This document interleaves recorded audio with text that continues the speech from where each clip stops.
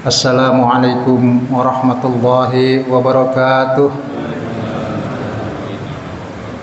Alhamdulillahilladzi arsala rasulahu bil huda wa dinil haq liyudhhirahu 'alad dini kullihi wa kafa billahi shahida. Asyhadu an la ilaha illallah wahdahu la syarika lah wa asyhadu anna sayyidana wa nabiyyana Muhammadan 'abduhu wa rasuluh la nabiyya ba'dah.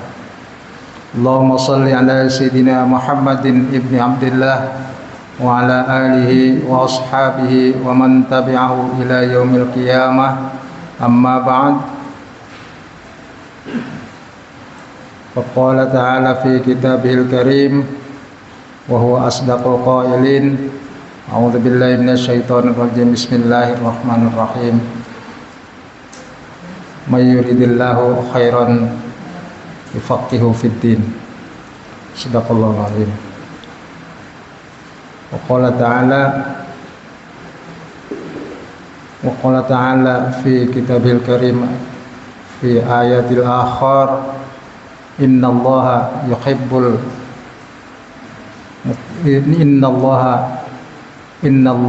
tahirun yuhibbul mutahhirin.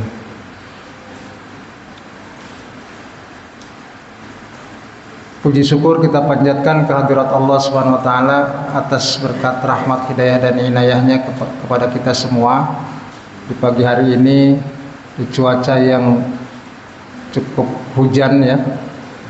Kita masih bisa melaksanakan tugas dari Allah Subhanahu wa taala untuk melaksanakan ibadah kepadanya, dan alhamdulillah semua kita rasakan ringan-ringan saja. Ini semua adalah berkat hidayah dari Allah Subhanahu wa taala kepada kita semua. Salawat serta salam semoga tercurah kepada junjungan kita Nabi besar Muhammad sallallahu alaihi wasallam, juga keluarganya, para sahabatnya, dan insyaallah sampai kepada kita sebagai umatnya. Insyaallah kita mendapatkan syafatul uzma di yaumil qiyamah nanti. Amin. Bapak dan Ibu sekalian, jamaah mushola Al-Musaddiq, kita masih mengkaji masalah toharoh. Toharoh itu masalah bersuci, karena sebelum kita beribadah itu kita harus bersuci, baik suci hati maupun suci fisik badan ya. Jadi namanya toharoh itu toharoh nafsi dan toharoh badan, ada dua ya. Nah kalau yang di fikih itu kebanyakan membahas tentang toharoh badan kita. Tapi kalau di tasawuf itu toharoh dalam batin kita. Ya seperti misalnya ada kan orang berpendapat Nabi itu kan dulu bapak ibunya belum Islam ya. Artinya jauh dari zaman Nabi Isa sampai ke Nabi Muhammad itu kan ada masa kosong tuh. Nah itulah lahirnya orang tua Nabi. Nah itu Siti Aminah dan Abdullah itu belum Islam, ada yang berpendapat begitu. Nah itu harus dibersihkan akidahnya ya. Jadi tidak mungkin seorang nabi lahir dari rahim atau dari bibit yang kurang baik gitu ya. Pasti namanya nabi itu lahir dari seorang bibit yang baik, udah pasti baik. Nah jadi walaupun misalnya belum Islam ya, tapi itu udah turunan yang baik, sangat baik ya. Nah jadi itu harus dibersihkan juga akidah. Banyak ya, itu namanya toharoh batin. Nah sekarang kita mengkaji masalah toharoh badan ya, toharoh zahir. Nah di dalam toharoh ini kan sudah kemarin sudah kita bahas tentang bagaimana itu masalah air ya, yang suci, yang tidak mensucikan. Kemudian masalah wudhu, masalah sebagian masalah sholat dan sebagainya. Nah sekarang kita sampai kepada masalah istinja ya. Istinja itu ya ini kalau mengeluarkan kotoran ya, baik berupa kotoran ataupun baul. Baul itu kencing ya. Nah, di sini wajib ya bagi kita untuk membersihkan ya. gara-gara istinja ini sholat kita tidak diterima, malah disiksa, ya. Bukannya diterima malah disiksa sama Allah nanti. Jadi istinjanya nggak benar, ya. Kadang-kadang kita memandang, wah yang begitu aja kok dibahas itu. Nggak bisa begitu, itu adalah dasar, ya. Istinja itu dasar. Bagaimana kita akan benar sholat kita, benar ibadah kita, dan selanjutnya kalau istinja aja belum benar. Jadi ini semua harus kita pelajari, dan ada juga ada adab-adabnya, ya. Ada tata cara dan juga ada adab-adabnya. Mari Bapak Ibu kita lanjutkan pembacaan atau kajian tentang fikih ini, ya.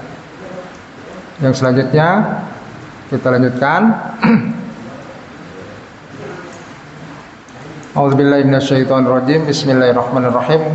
Qala al-muallif rahimahullahu taala wa nafa'ana bihi wa bi ulumihi fid dharaini amin. Wal istinja'u wa huwa min najautu syai'an min najautu syai'a ay qata'tuhu fa ka'annahu mustanji yan yaqta'u bihi al-adza an nafsi.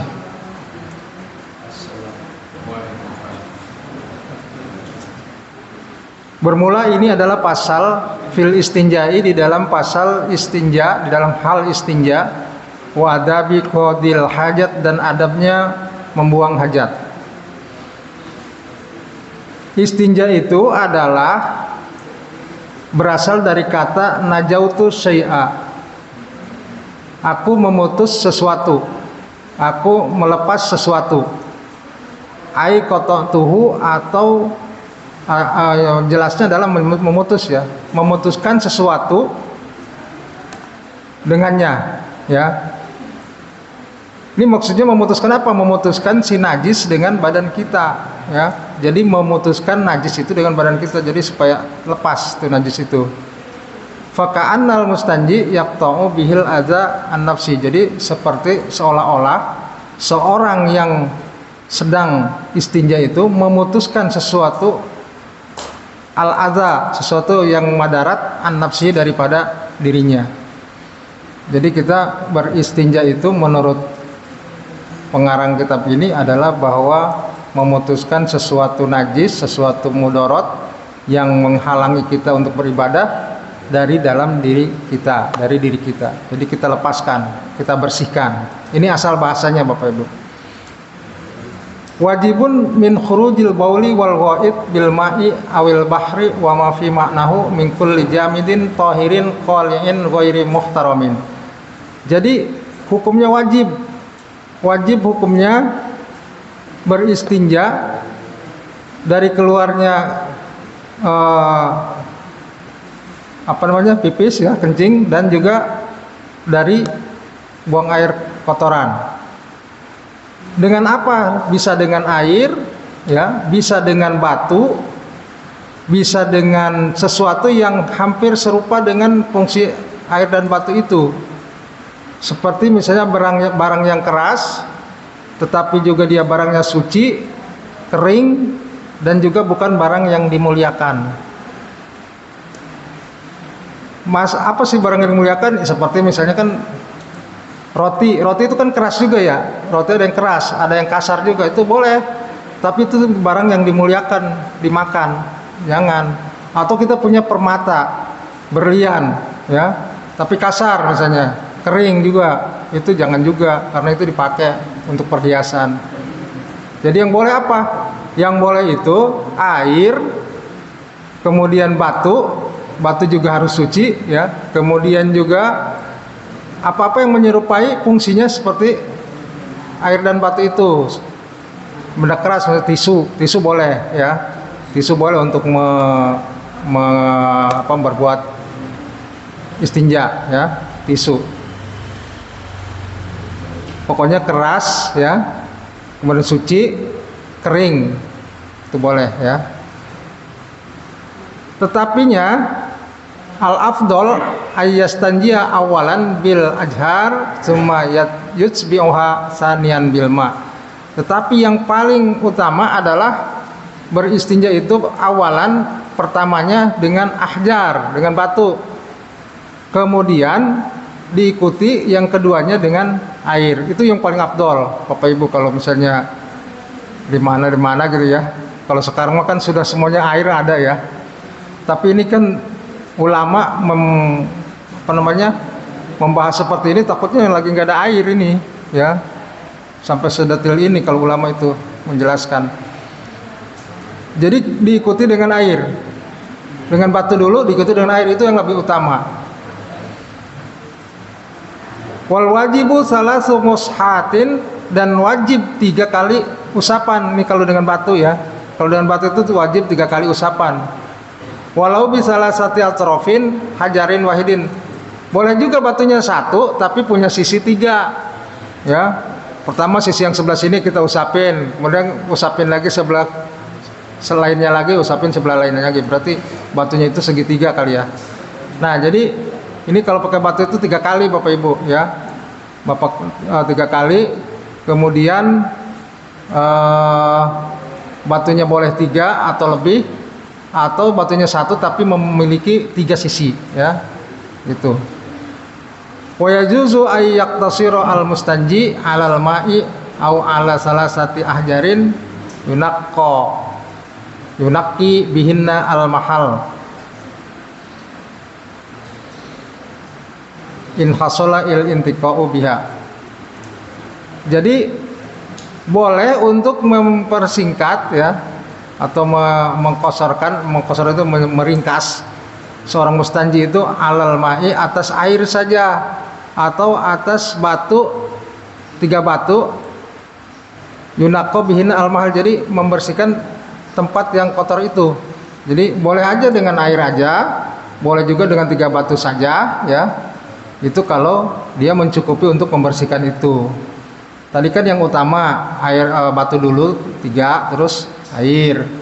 Tapi boleh juga mau air aja nggak apa-apa, mau batu aja 3 nggak apa-apa. Tapi yang jelas itunya udah bersih kotorannya, ya. Yang jelas kotorannya sudah bersih.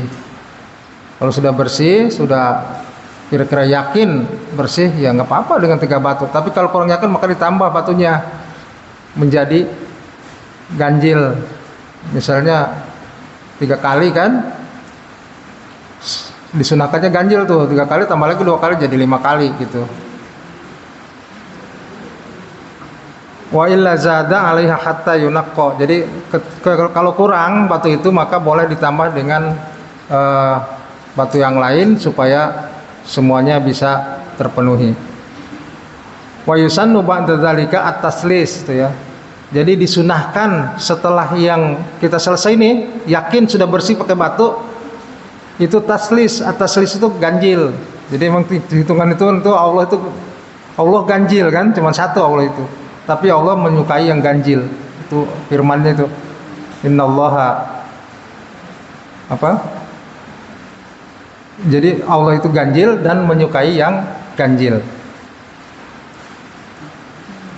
Jadi kalau sudah 3 tambah lagi 2 lagi jadi 5 gitu. Fa in arada al-iktisaru ala ahadihima fal ma'u afdal. Jika kita berniat atau ingin memperpendek lagi, mempersingkat cara lagi untuk istinja atas batu ataupun air, maka air itu lebih utama. Jadi lebih utama air. Memang air harusnya ya. Kan ada WC nggak ada airnya ada ya? Ada nggak ya? Ada, cuma buat nyiram doang, adanya tisu. Jadi kita mau ceboknya nggak ada WC tuh, cuma tisu doang. Di hotel berbintang tuh banyak gitu. Nah jadi ini perlu juga ini ya, mempelajari ini gitu. Jadi air itu lebih utama ya dibandingkan yang lain. Kalau yang lebih utama lagi tadi batu dulu baru air, atau tisu dulu baru air gitu.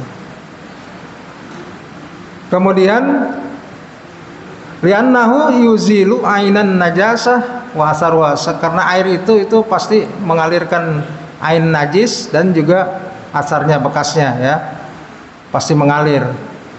Kemudian wasyatu ijza'il istinja bil hajar alla yajifal kharij an najis wala yantaqila an mahalli khurujihi. Jadi syarat istinja dengan batu itu yang pertama bahwa itunya belum kering ya, kotorannya belum kering, masih basah, masih ada gitulah, barulah gitu kan, baru, bukan udah lama. Kalau udah lama ya nggak bisa ya, nggak bisa dengan batu. Jadi syaratnya itu dia baru, belum mengering ya. Kemudian tidak berpindah ke tempat yang lain.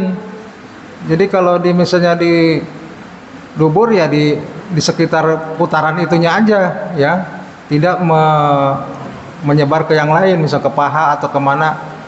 Nah ini kan kalau misalnya itunya ya tidak mencret. Kalau mencret kan kemana-mana. Nah itu kayaknya nggak bisa pakai batu. Kalau batu itu hanya untuk membersihkan yang sifatnya duburnya aja ya, gitu. Hanya satu tempat gitu ya. Nah di sini disebutkan oleh ulama hanya satu tempatnya. Ini memang rada jorok Bapak Ibu ya ngomongnya, rada apa namanya, kalau yang jijian mah kurang enak dengernya nih. Tapi memang harus dibahas gitu. Nah ini jadi tidak menyebar ya tadi. Kalau dengan batu itu tidak menyebar kotorannya ke paha atau ke tempat lain ya. Kita bersihkan yang itu aja, yang tempat itu ya. Wala yatra'u alaihi najasun akhar ajnabiyun anhu, dan juga tidak ketetesan najis lain dari anak Adam ya, yang asing. Pokoknya dari luar lah. Kita tidak ketetesan dari luar juga. Ya, tidak terpapar dari najis dari luar selain diri kita. Faining tako sartun min zalika ta'ayyanal ma'u. Maka jika terjadi demikian, itu maka kita harus menetapkan dengan air. Jadi jangan dengan batu kalau udah begitu. Pertama tadi udah mengering ya, kemudian sudah kececer ke tempat yang lain selain tempat keluar itu. Yang ketiga terpercik dengan najis yang lain, maka itu mutlaknya pakai air, jangan pakai batu. Jadi kalau batu itu buat apa? Buat kalau yang baru tuh, baru keluar, kemudian selesai, baru istinjanya pakai batu, disempurnakan dengan air, ya, itu. Bapak dan Ibu sekalian, kita lanjutkan. Ini tentunya dengan adab ya, adab nih. Lanjutannya adab. Wajatanibu wujuban qadil hajat istiqbalal qiblah al-an wahyal Ka'bah. Jadi kita ketika istinja itu wajib tidak menghadap kiblat ya. Jauhilah, maksud bukan wajib, jauhilah seorang yang sedang qadil hajat itu menghadap kiblat atau membelakangi kiblat. Fis sokhra, ini di dalam yang terbuka gitu ya, yang terbuka. Ruangan ya, kalau ruangan ya nggak terbuka ya, di dalam sesuatu yang terbuka, lapangan lah gitu. Jadi kalau kita buang hajat atau pipis itu di tempat terbuka, maka itu jangan menghadap kiblat atau membelakanginya. In lam yakun bini bainahu wa bainal qiblah satirun. Itu kalau di dalam antara kiblat dengan dirinya itu tidak ada penghalang, satir, tidak ada penghalang. Au kana walam yublag sulusai zira'in au balaghahuma wa ba'uda anhu aktsara min salasi adra'in bizira'il adami kama qala ba'duhum. Jadi kalau tidak ada penghalang itu nggak boleh ngadep kiblat atau membelakangi kiblat. Penghalang itu seperti apa sih? Bangunan ya. Bangunan itu kira-kira 3/4 daripada hasta, sepertiga hasta, atau sampai kepada lebih banyak daripada 3 hasta. Dengan ukuran hasta manusia. Hasta itu dari sini sampai ke sikut ya. Dari ujung ini sampai ke sini 3 hasta nih jaraknya ya. Yang lebih afdol itu kalau 3 hasta kita ngadep ke kiblat nggak apa-apa, tapi harusnya sih dihindari yang begitu ya. Kalau kita bangun rumah ada WC-nya, jangan ngadep kiblat ya, jangan ngadep kiblat, atau kalau udah ngadep kiblat pasti membelakangi kiblat kan gitu. Kitanya duduk ngadep kiblat atau misalnya membelakangi kiblat tetap aja sama, nggak boleh. Nah, di sini ulama mengatakan bahwa kalau misalnya 3 hasta antara kita dengan temboknya itu boleh, berarti WC-nya kakusnya yang besar, kamar mandi yang besar gitu ya. Nah, tapi kalau tidak ya ini sebaiknya dihindari aja ya, menghadap kiblat atau membelakanginya. Nah, ini adabnya orang beristinja.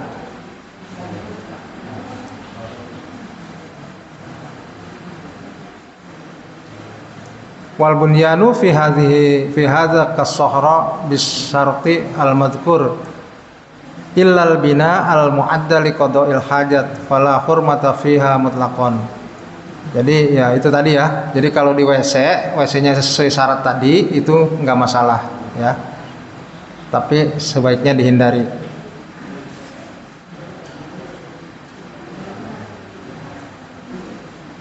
Kemudian wa kharaja biqaulina al-an maka naqiblatan awalan kabaitil maqdis fa istaqbaluhu wa istadbaruhu makruhun. Seperti perkataan kami, kata pengarang kitab, dengan ucapan kiblatan awalan itu dengan kiblah kabaitil maqdis fastaqbiluhu, maka menghadap Baitul Maqdis atau membelakangi Baitul Maqdis itu makruh. Jadi kalau Baitul Maqdis itu kan Palestina ya, Baitul Maqdis itu masjid Palestina itu ya, itu makruh hukumnya membelakanginya. Kalau Ka'bah itu haram membelakangi atau membelakangi atau menghadap Ka'bah itu haram. Tapi kalau menghadap atau membelakangi Baitul Maqdis itu makruh. Wajatanibu adaban qadil hajat al-baul wal ghaid fil ma'ir raqid. Kemudian juga jauhilah bagi orang-orang yang sedang buang hajat itu atau buang air kecil itu di air yang diem, di air yang diem. Misalnya ada air diem ya, nggak ngalir, itu harus dihindari, dijauhi. Amal jari fayukrahu fil qalil minhu dunal kasir. Jadi kalau air yang itu ngalir maka juga makruh. Makruh kalau airnya sedikit, mengalir tapi sedikit, kita pipis di situ. Ya, itu makruh hukumnya. Tapi kalau banyak sih ya nggak apa-apa ya, nggak apa-apa. Lakinnal ula ijtina buhu, tetapi yang lebih utama jauhi baik air mengalir maupun air yang diam, pipis di situ sebaiknya itu dihindari. Wa bahasan Nawawiyu tahrimahu fil qalil jarian aw raqidan, bahkan telah membahas Imam Nawawi tahrimahu akan keharamannya. Jadi kalau pipis di air yang diam ataupun ini menurut Imam Nawawi itu haram, al-qalil jarian atau raqidan, baik air itu banyak ya, sedikit atau banyak, ngalir atau enggak ngalir gitu ya. Nah, ini istilahul ulama ya, istilahul ulama rahmatun kan. Nah, jadi yang tadi ya, bahwa adabnya itu yang pertama jangan ngadep kiblat atau membelakanginya, kemudian jangan pipis di tempat air diem atau air mengalir ya. Kemudian yang ketiga, wajtanibu aidon al-baul wal ghaid tahta syajaratil musmirah.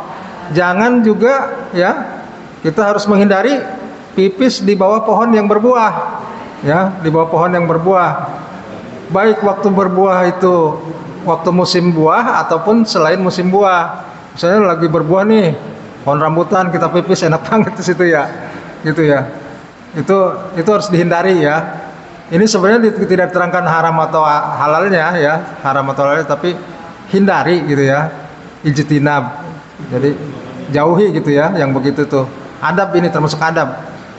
Jadi di pohon yang berbuah, di bawah pohon yang berbuah, baik lagi musim buahnya pohon tersebut ataupun tidak.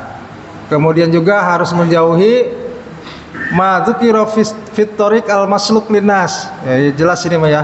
Jadi di jalan yang suka dilewati manusia, ya, terkeinjek aja sama orang, ya. Kemudian wa fi mawdi'idz kemudian di tempat orang berteduh dari panas, ya. Kemudian di tempat yang sering terpapar sinar matahari, itu jangan juga, ya. Jadi di tempat yang sejuk untuk berteduh, di tempat yang kadang-kadang itu kan gelap tapi sering tersinari matahari, itu jangan juga, ya. Kemudian di jalan yang sering dilewati manusia, ya. Nah itu kita harus menjauhi hal tersebut. Ini adabnya Bapak Ibu, bukan berarti haram, ya. Boleh-boleh aja. Nanti asal siap aja untuk ditegur orang gitu. Kemudian juga jangan di tempat yang ada lubang, ya. Lubang maksudnya lubang itu tercipta sendiri yang menjorok ke dalam tanah. Berarti kan itu binatang yang buat itu, bukan manusia. Nah, itu ada lubang, kita buang air besar ke situ, sengaja dimasukin ke situ, ya. Itu hindari gitu, ya. Itu dihindari. Ya takutnya menutup makhluk yang ada di dalamnya gitu, ya. Misalnya ular atau sebagainya, atau takut marah matok kita kan. Nah, itu harus dihindari, ya. Nah, jadi itu lubang itu yang menjorok ke dalam tercipta sendiri, itu jangan kita baul atau goit di situ, ya. Jangan baul atau goit di situ. Tetapi ini lubang ini dalam sebagian matan, ya, dalam sebagian matan itu digugurkan, jadi nggak dibahas. Kalau di lubang berarti kan ini tidak terlalu ini juga, ya, tidak terlalu beradab. Maksudnya adabnya itu rendah gitu. Maksudnya kalaupun di situ nggak apa-apa gitu, karena di dalam sebagian nas matan itu digugurkan gitu. Ada pendapat ulama yang lain mengatakan bahwa nggak apa-apa itu mah gitu. Kemudian juga wala yatakallam, jangan berbicara ketika kita lagi buang air besar ataupun air keras, jangan berbicara kecuali darurat, ya, darurat. Jadi jangan berbicara kecuali darurat, seperlunya aja, nggak usah bicara, nggak usah nyanyi-nyanyi juga, ya. Pokoknya diam aja gitu. Karena di situ kan WC itu tempatnya jin. Jadi udah ada itu hadisnya, ya. Jadi makanya kalau kita masuk kakus, masuk WC itu kan harus baca doa. Allahumma inni a'udzubika minal khubuthi wal khaba'isi. Ya Allah, aku berlindung kepada Engkau dari jin laki-laki dan jin perempuan. Karena di situ tempat jin, ya. Jadi nggak usah nyanyi, nggak usah, seperlunya aja, nggak usah ngomong juga gitu, ya. Wala yatakallam adaban li ghairi daruratin qadil hajat alal baul wal ghaid. Jadi kalau lagi pipis atau ini, ya, buang air besar, yaitu ya seperlunya aja. Tetapi kalau darurat boleh, ya. Seperti apa? Kaman ro'a hayyatan taksidu insana lakum yukrahu al kalam hinaidin. Seperti misalnya dia melihat orang melipat ular, atau dia sendiri ada ular ke situ mau ngegigit, minta tolong, ya itu boleh, ya. Maka al kalam hinaidin itu tidak makruh. Jadi kita ngomong nggak makruh, minta tolong, atau kita nunjukin orang ada itu gitu kan. Nah, itu nggak masalah. Ular mau matok gitu, nggak masalah. Nah, jadi ini tidak boleh berbicara itu kalau dalam keadaan normal. Jadi hindari, bukan tidak boleh, ya, hindari berbicara ketika kita buang hajat atau pipis, ya. Kita hindari itu, seperlunya aja. Kemudian wala yustaqbalul mas'a wal qamar wala yasadbiruha. Jadi jangan juga menghadap matahari dan bulan, wala yastadbiruha, dan membelakanginya. Yukrahu lahu dzalika hala qada'i hajatihi, lakinnan Nawawi ar-Raudhah fi Raudhah asyarh wa fi syarhil muhadzab qala inna istidbaruha laisa bimakruhin. Jadi ini ada kaul ulama bahwa kita tidak boleh mengatakan tidak boleh membelakangi dan menghadapi matahari dan bulan. Ini makruh. Nah, itu ketika apa ya? Ketika qadail hajat ya, ketika membuang hajat atau ketika pipis.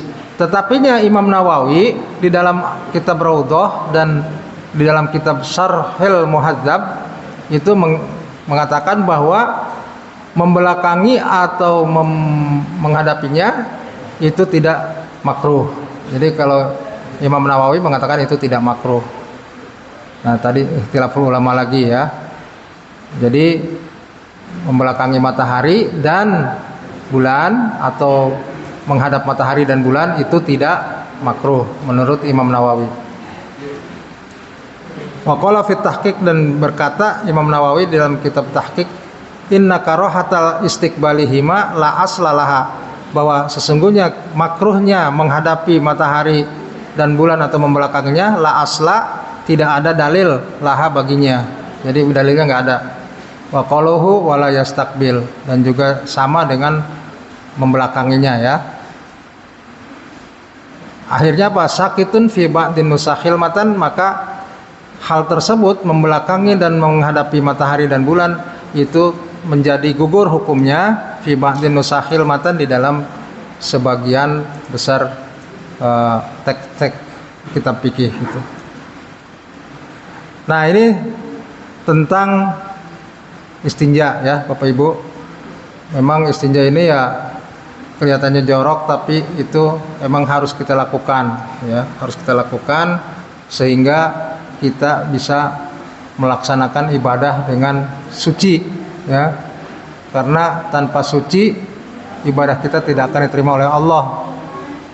Bahkan mungkin pernah dengar cerita ya, ada sebuah hadis orang itu gagal dihisab gara-gara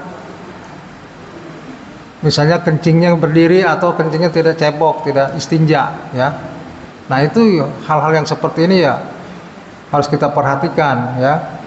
Kita harus pelajari dan kita harus sesuai dengan aturan-aturan yang dicontohkan oleh Nabi ya.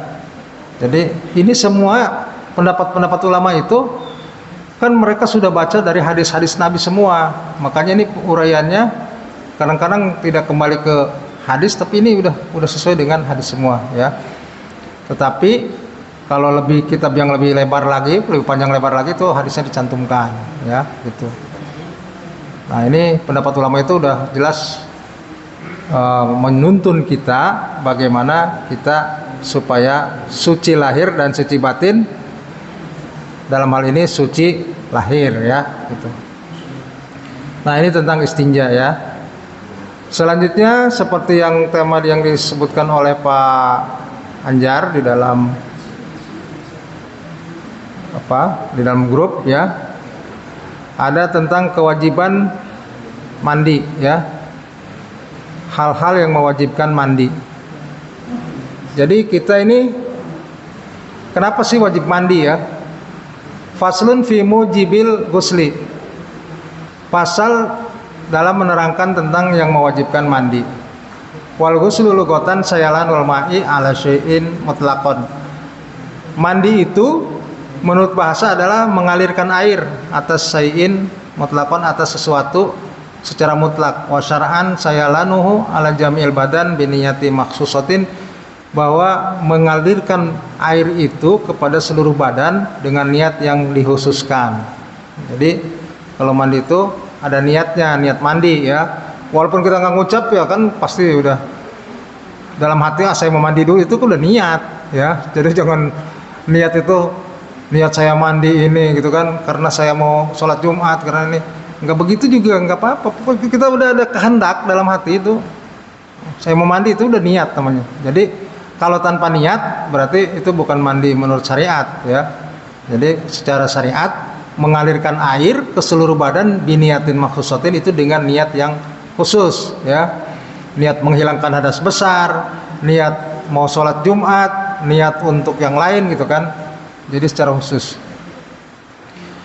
Walladzi yujibul ghuslu sittatu asya'a, salah satu minha tastariku fiha ar-rijal wan nisa. Dan yang mewajibkan mandi itu ada 6 perkara. Yang 3 itu tastariku, berkumpul di dalamnya, berserikat di dalamnya. Ar-rijal wan nisa itu laki-laki dan perempuan. Maksudnya ini kewajiban sama nih, perempuan dan laki-laki ya, wajib mandi. Yang pertama wahia al-iltiqaul khitanaini, yaitu bertemunya dua hitan, dua alat kelamin. Wa yu'abbaru an hadzal iltiqai bi ilaji hayyin wadihin wa yaba hasafata zakari minhu aw qadraha. Jadi itu dikabarkan oleh musannif bahwa iltiqa itu bertemunya itu dengan memasukkan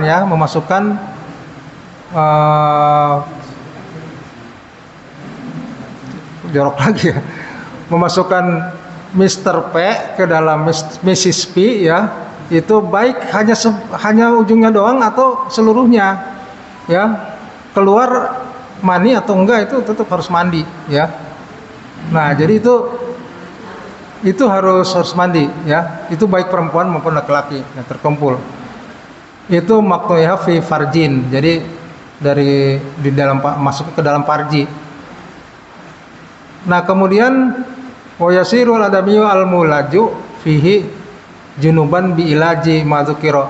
Nah kalau misalnya menempel atau masuk walaupun hanya ujungnya doang, itu udah jadi si anak Adam itu termasuk orang yang junub ya, berarti junub dia hukumnya. Nah kalau sudah junub ya udah pasti mandi gitu ya, dengan memasukkan itu junub namanya ya, baik keluar ataupun tidak keluar mani. Amal mayitu fala yu'adu ghusluhu bi ilajin fihi. Bagaimana kalau mayit? Kalau mayit misalnya ya wallahu alam, ini mungkin ada juga kejadian ya, mungkin suaminya sangat kangen gitu, udah dimandiin ya, dipenetrasi oleh suaminya. Nah itu mayitnya memang nggak usah diulang mandinya, mayitnya nggak usah diulang mandi, nggak usah gitu. Nah di sini amal mayit fala yu'adu ghusluhu bi ilaji fihi. Wa amal khunsa al muskil fala ghusla alaihi bi ilaji hasafatihi wala bi ilaji fi kubulihi. Adapun hunsa muskil itu memiliki dua kelamin ya, fala ghusla alaihi bi ilaji hasafatihi. Kalau dia memasukkan misalnya alat kelamin yang laki-laki ke alat kelaminnya perempuan, itu nggak usah mandi, karena itu tidak apa namanya, dia kan dirinya sendiri tidak menerima dan tidak memberi. Nah yang boleh itu menerima dan memberi. Misalnya orang lain memasukkan ke alat kelamin dia ya, nah itu kan menerima dan memberi, di situ adanya. Nah itu yang disebut dengan ilaj. Tapi kalau punya sendirinya, kan ada dua kelamin yang dimasukin ya, yang kelamin laki-lakinya kecil dimasukin ke situ nggak masalah, nggak usah mandi ya. Itu kalau hunsa muskil. Wala bi ilajin fihi fi kubulihi. Kemudian itu tadi 3 ya. Yang pertama 3 berkumpul dalam laki-laki dan perempuan kewajiban mandi itu. Yang pertama adalah bertemunya 2 hitan ya. Bertemunya 2 hitan. Yang kedua baru 1 ya. Yang kedua inzal. Inzal itu keluar mani ya. Keluar mani itu wajib mandi. Khurujul mani min syakhsin bi ghairi ilajin, tanpa ilaj, tanpa memasukkan, tanpa penetrasi ya. Jadi keluar sendiri aja tuh ya. Keluar mani sendiri, penetrasi juga enggak ya. Itu keluar. Poin qalal maniyu kaketratin, walaupun hanya sedikit, seperti kitroh, setetes ya. Walau kanat ala launid dami, walaupun adalah si mani itu seperti warna darah merah gitu ya, itu juga harus ya. Walau kanal kharij bijima'in aw ghairihi fi yaqlatin aw naumin bisahwatin aw ghairiha fi tariqil muqtadi aw ghairihi. Atau misalnya dengan jima, keluarnya dengan jima ya. Dengan jima itu ya tadi memasukkan au ghairihi, atau selain jima. Kemudian bisa juga dalam keadaan yaqdhah fi yaqdhatin, terjaga, wa naumin, atau tidur dengan syahwat, mimpi ya, mimpi tidur dengan syahwat, mimpi Ghairiha atau selainnya, seperti misalnya kain kasaro solbuhu fa kharaja manihu, misalnya pecah tulang belakangnya pecah, kemudian keluar maninya, itu juga wajib mandi ya. Jadi katanya pusat mani itu di tulang belakang ya, di tulang belakang, kemudian terganggu atau pecah atau gimana sehingga mengeluarkan mani, itu juga wajib mandi menurut kitab fikih ini. Nah, jadi pokoknya keluar mani itu walaupun dengan sebab-sebab yang tadi disebutkan, baik penetrasi ataupun tidak, baik dari mimpi atau dari dan sebagainya ya, itu juga harus mandi. Wa minal mustariki al maut, dan dari yang bersama-sama perempuan dan laki-laki itu yang harus mandi itu adalah maut, itu meninggal. Jadi kalau meninggal wajib dimandikan. Mayitnya nggak wajib mandi, tapi yang hidup yang mau wajib memandikan ya. Kalau nggak memandikan dosa semua satu kampung ya. Mayitnya wajib dimandikan. Illa fi syahid, kecuali orang yang mati syahid. Jadi kalau mati syahid perang atau berjuang di jalan Allah, kemudian tertembak, kemudian meninggal, nah itu mah nggak usah dikafani, nggak usah dimandikan, itu langsung dikubur aja, nggak masalah. Itu orang yang mati syahid karena derajatnya lebih tinggi. Kemudian tadi 3 yang kewajiban laki-laki dan perempuan, yang 3 lagi wajib mandi bagi perempuan aja nih. Wasalah satun tahtasu biha an-nisa. Yang 3 kewajiban mandi itu dikhususkan bagi wanita, ibu-ibu nih ya. Jadi ini khusus ibu-ibu aja nih. Wahia al-haid. Yang pertama adalah haid. Jadi kalau haid kita setelah selesai wajib mandi. Ad-damul kharij min imro'atin balagot tis'asinin. Jadi keluar darah dari seorang perempuan sampai 9 hari. Jadi batasnya 9 hari Bapak Ibu. Ibu, kalau udah lewat 9 hari itu bukan haid lagi, itu namanya istihadah, dan wajib kita sholat ya, dengan membersihkan kita sholat. Wan nifas, itu nifas, yaitu darah yang keluar setelah wiladah, setelah melahirkan. Fa innahu mujibun lil ghusli qat'an. Ini wajib mandi bagi seorang yang keluar darah nifas secara qat'i. Wal wiladah al mahsubah bil balal mujibatun lil ghusli qat'an. Dan juga orang yang wiladahnya itu misalnya hanya basah saja, nifasnya itu darahnya hanya basah ya, basah tidak banyak ya, itu juga wajib untuk mandi ya, wajib mandi. Wal mujarradatu anil balal mujibatun fil ashah. Jadi itu mau basah sedikit basah banyak itu juga harus mandi, itu menurut kaul yang sangat sahih gitu ya. Sepertinya sudah cukup siang ya Pak nih. Masih ada waktu nggak Pak? Iya. Jadi ini pembahasan saya simpulkan aja ya supaya nanti kita ada bekal. Yang pertama tadi tentang istinja ya. Istinja itu kalau bahasa sehari-harinya cebok lah. Cebok kita harus benar gitu ya. Kemudian harus memenuhi adab-adabnya, jangan menghadap atau membelakangi kiblat. Kemudian jangan di tempat orang lewat manusia. Kemudian jangan di tempat orang berteduh dan sebagainya, di tempat atau bawah pohon yang berbuah. Nah itu kita hindari yang begitu. Dan itu hukumnya wajib ya, istinja itu wajib. Kemudian yang kedua tentang masalah wajibnya mandi. Yang pertama itu mandi wajib mandi itu untuk laki-laki dan perempuan itu sama aja. Yang pertama adalah iltiqaul hitana ini, yaitu bertemunya 2 hitan, 2 kelamin ya. Kedua keluar mani. Yang ketiga tentang maut. Jadi keluar mani, maut, dan bertemunya 2 hitan itu wajib laki-laki perempuan mandi ya. Nah kemudian khusus perempuan itu adalah di dalam keluar darah haid dan nifas. Jadi kalau haid itu hanya 9 hari, Kalau nifas itu setelah melahirkan, ya. Jadi kalau ada yang haid sampai setengah bulan, itu kita potong aja di 9 hari. Jadi 9 hari kesononya itu udah harus sholat, ya. Gitu. Nah, kalau misalnya ini ada darah-darah begini semua, ya darah kotoran sukanya sebelum diistinja, apa kita boleh melaksanakan ibadah? Ya nggak boleh. Baca pegang mushaf aja nggak boleh, ya. Kemarin ada yang nanya itu pegang Quran di HP bagaimana? HP itu mushaf bukan? Bukan. Kalau bukan ya nggak apa-apa. Al-Quran di HP boleh dipegang, ya. Kan kadang-kadang dibuka, kadang-kadang enggak. Tapi kalau mushaf itu nggak boleh. Mushaf itu seperti Quran yang sudah dicetak. Quran terjemah gimana? Quran terjemah itu bukan Quran juga.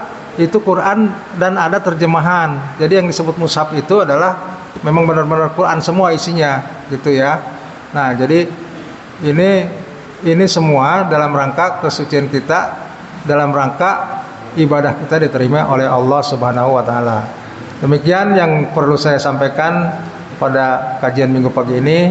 Mudah-mudahan manfaat untuk kita semua. Wallahul muwaffiq ila aqwamit thoriq. Wassalamualaikum warahmatullahi wabarakatuh.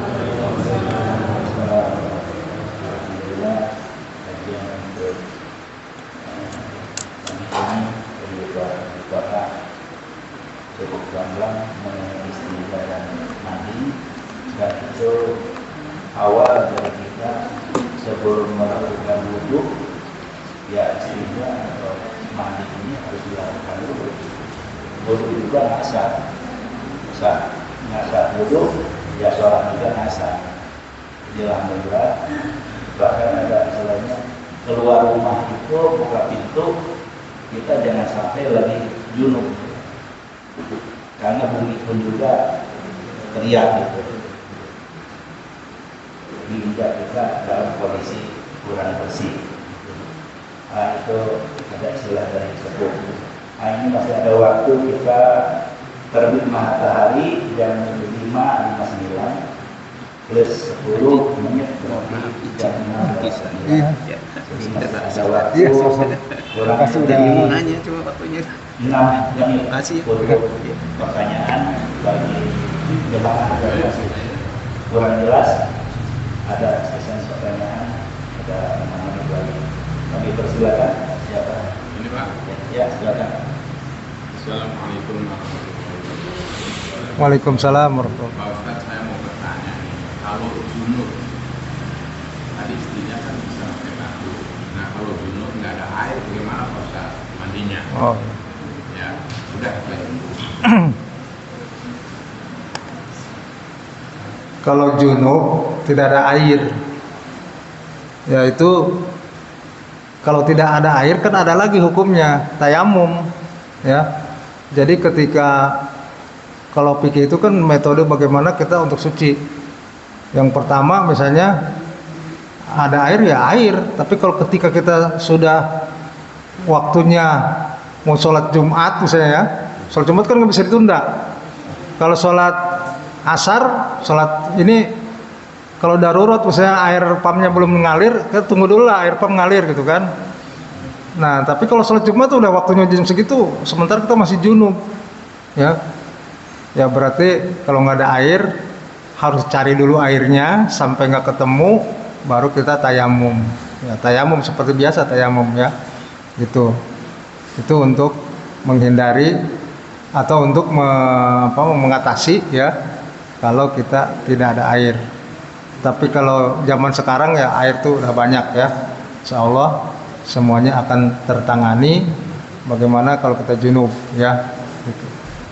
Intinya mah ya harus bersuci lah, harus bersuci gitu. Begitu Pak Haji, ya.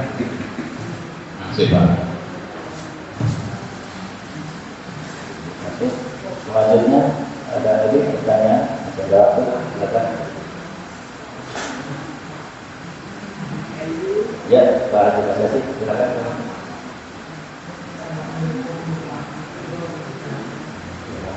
Waalaikumsalam warahmatullahi.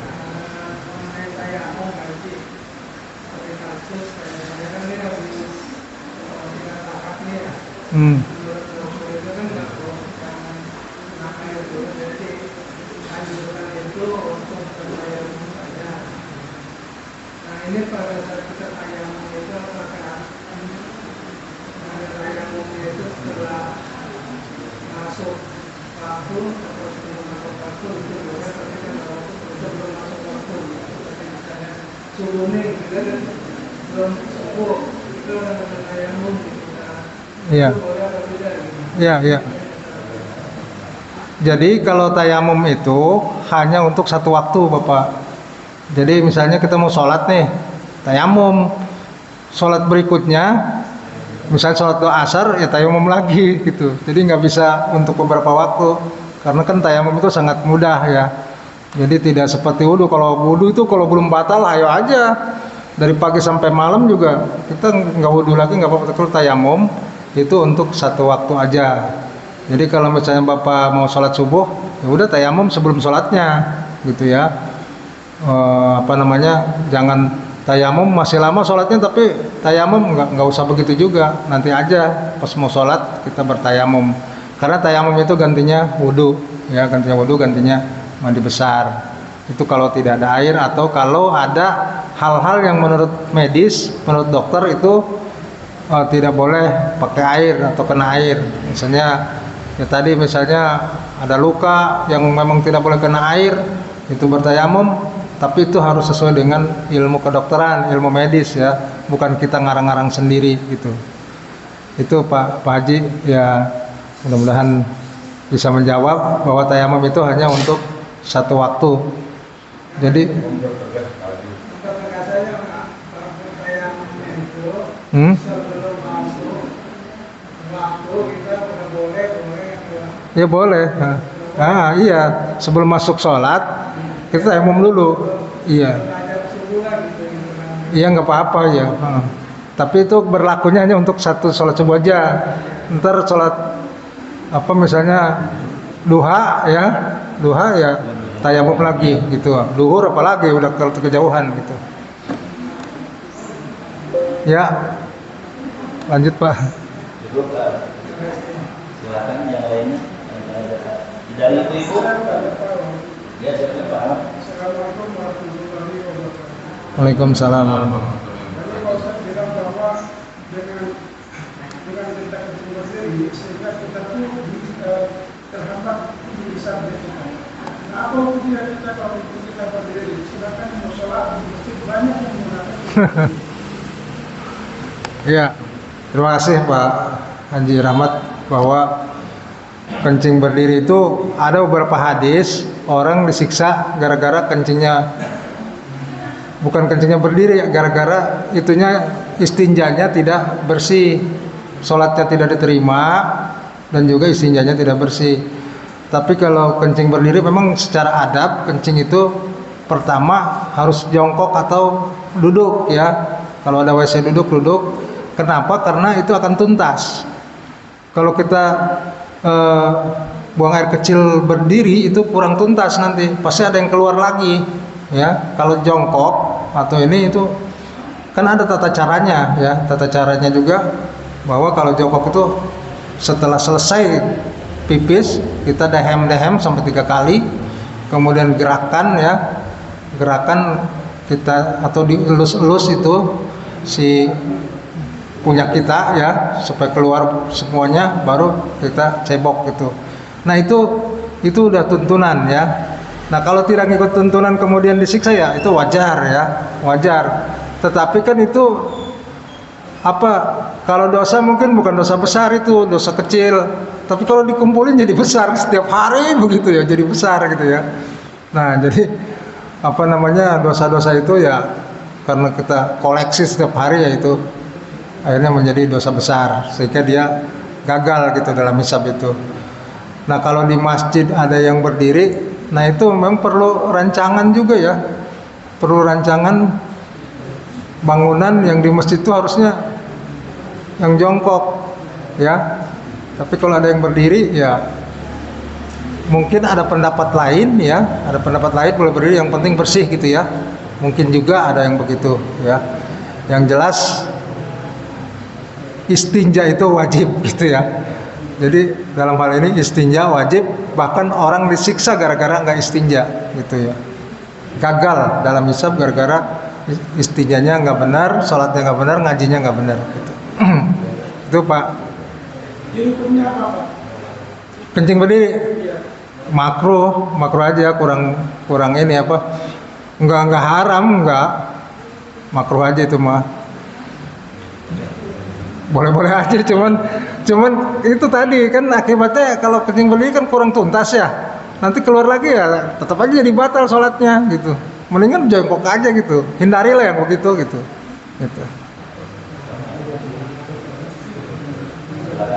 Ada lagi? Selanjutnya Pak Aris. Udah. Dari Udah. ibu-ibu, silakan ibu-ibu. Ibu, ada ibu?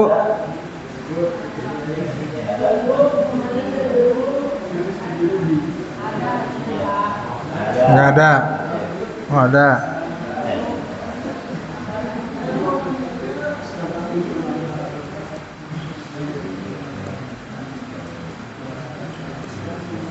Assalamualaikum warahmatullahi wabarakatuh. Waalaikumsalam. Misalnya orang itu udah suka beser gitu Pak, misalnya lagi tawa atau sa'i itu suka keluar pipis dan keluar gitu, gimana ngambil air wudhunya gitu. Terus udah. Satu lagi, misalnya ada orang yang udah mengalami stroke, terus pengen pampers gitu Pak Ustaz. Di rumah tuh nggak ada orang, sholat duhur sama asarnya gimana tuh, nggak bisa bersendiri gitu, bersuci sendiri itu nggak bisa. Gimana sholatnya Pak Ustaz? Ya baik. Waalaikumsalam warahmatullahi wabarakatuh. Baik, yang pertama adalah orang bekser ya. Bekser itu kan pipis mulu ya. Sebentar pipis, tapi kan orang sebeksernya orang kan paling setengah jam kali ya, pengennya lagi gitu, habis pipis setengah jam. Nah itu waktu itu harus dimanfaatkan gitu, atau 1 jam gitu. Nah kalau lagi tawaf, lagi sa'i, nah itu kan kalau di dalam ada tempat wudhu itu, di dalam Masjidil Haram itu ada tempat wudhu gitu, cuman tempat pipis nggak ada. Pipis harus jauh tuh ke pinggir, ke atas dulu naik. Ya tapi kan kalau beser itu kan berarti keluar itu ya. Emang nggak bisa ditahan banget itu kalau beser kayak gitu. Seperti kalau lagi ibadah kita berdoa ya, sebelumnya kita berdoa, ya Allah jangan sampai pengen pipis gitu kan doanya. Insya Allah kayaknya apalagi di sana di doanya, apalagi di Masjidil Haram, insya Allah teratasi gitu ya.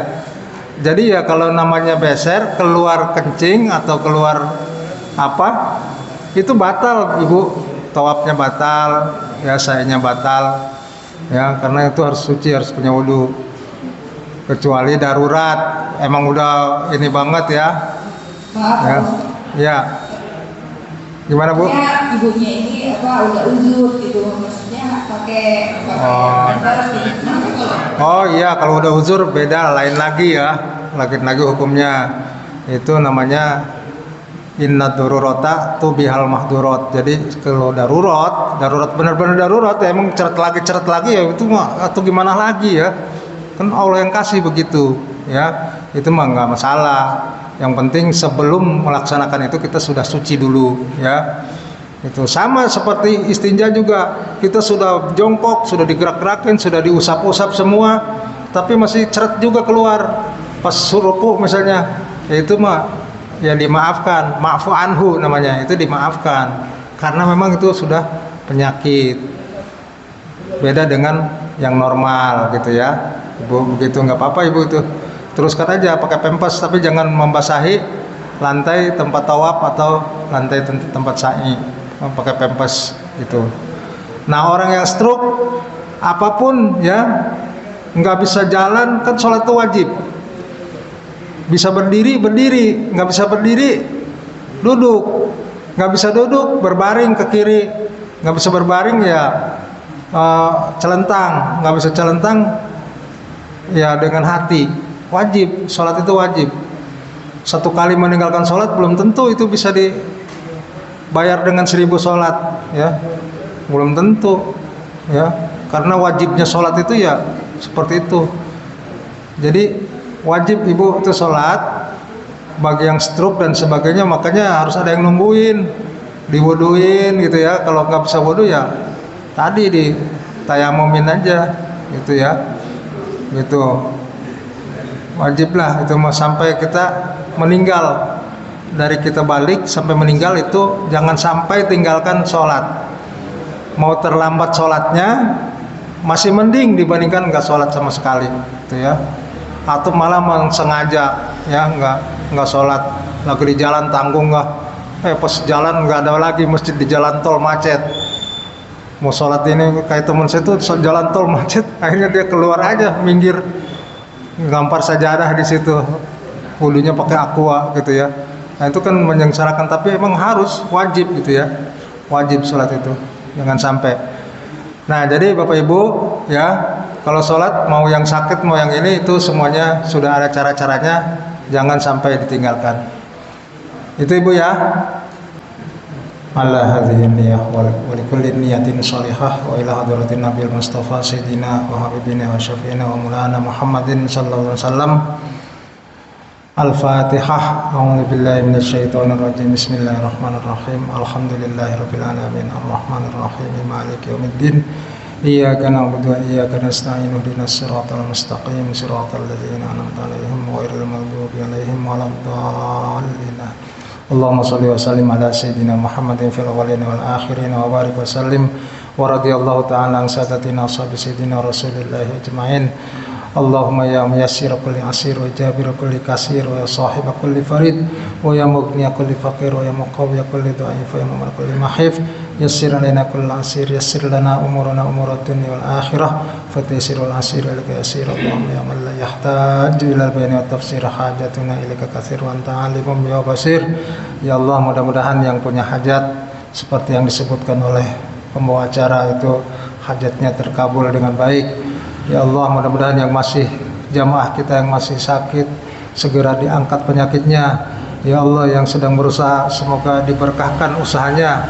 Ya Allah, yang sedang berusaha mencari rezeki mudah-mudahan mendapatkan rezeki yang halal, yang barokah, yang manfaat di dunia dan akhirat. Ya Allah, kami yang sedang belajar agama mudah-mudahan diberikan pemahaman yang sempurna.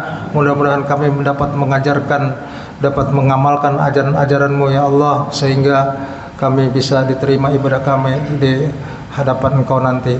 Rabbana atina fid dunya hasanah wa fil akhirati hasanah wa qina adzabannar. Walhamdulillahirabbil alamin.